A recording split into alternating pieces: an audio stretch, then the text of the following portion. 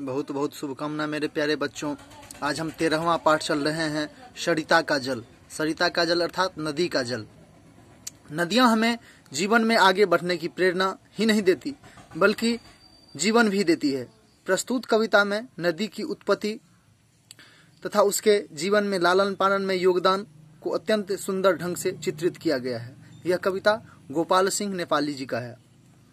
ये कहते हैं, यह लघु सरिता का जल, यह लघु सरिता का बहता जल, कितना शीतल कितना निर्मल, हिमगिरी के हिम से निकल निकल, यह बीमल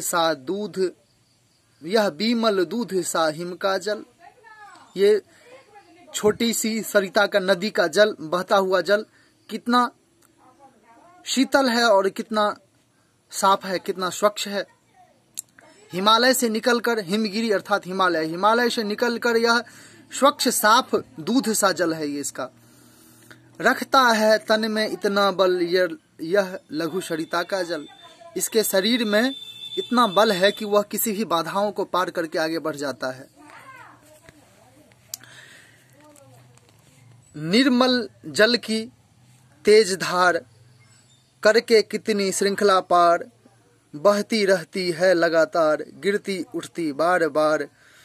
अर्थात यह निर्मल स्वच्छ साफ नदी का जल, तेज जल धारा जो है वह बहुत से बाधाओं को पार करता है, लगातार बार बार बहता रहता है, आगे बढ़ता रहता है।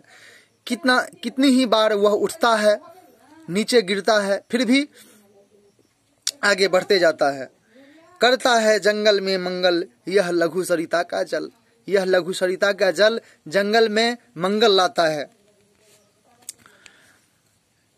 करके तरु मूलों का सिंचन, लघु जलधारों से आलिंगन, जल कुंडों में करके नर्तन, करके अपना बहु परिवर्तन। अर्थात वह जंगल में जाकर के वृक्ष के जड़ों को सींचता है। जितने छोटे छोटे जलधारा उनमें आते हैं उनको अपने में मिला लेता है। जल कुंडो जहां गहराई रहता है वहां पर जाके जल नाचने लगता है और अपना रूप परिवर्तन कर लेता है। आगे बढ़ता जाता केवल यह लघु सरिता का जल। उसके लघु सरिता का जल हमेशा आगे बढ़ना सीखा है।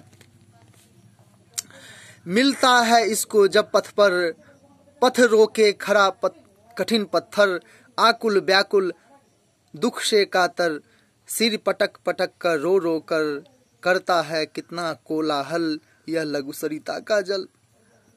कभी कहते हैं कि रास्ते में, सरिता के जल को रास्ते में जब पत्थर रोक कर खड़ा हो जाता है तो व्याकुल हो जाता है और दुख से परेशान हो जाता है और सिर पटक पटक कर वह आगे बढ़ने की कोशिश करता है, रोने लगता है, कोलाहल करने लगता है। यह छोटे से सरिता का जल, नदी का जल।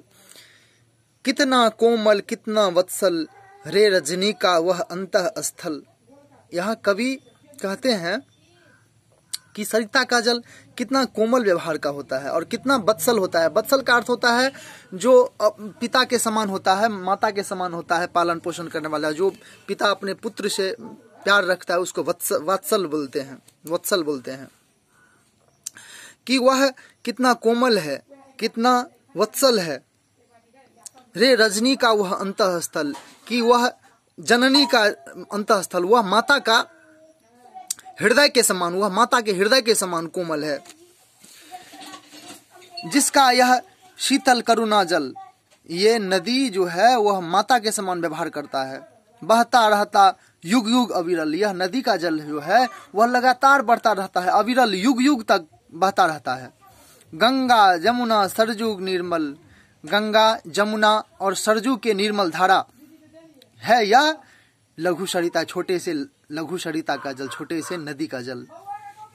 शब्दार्थ है, निर्मल मतलब स्वच्छ, श्रृंखला मतलब कड़ी बाधा, नर्तन मतलब नृत्य या नाच, आकुल मतलब बेचैन परेशान, कातर मतलब परेशान, वत्सल मतलब वात्सल्यपूर्ण, अविरल मतलब लगातार, हिम मतलब बर्फ, तरुमूल मतलब पेड़ के वृक्षों की जड़, बहु मतलब अधिक, आतुर मतलब अधीर, कोलाहल मतलब शोर, अंतःस्थल मतलब हृदय या दिल, लघु मतलब छोटी। विमल दूध सा, दूध के समान निर्मल और पवित्र। तरु मूलों का सिंचन मतलब वृक्षों के जड़ों की सिंचाई।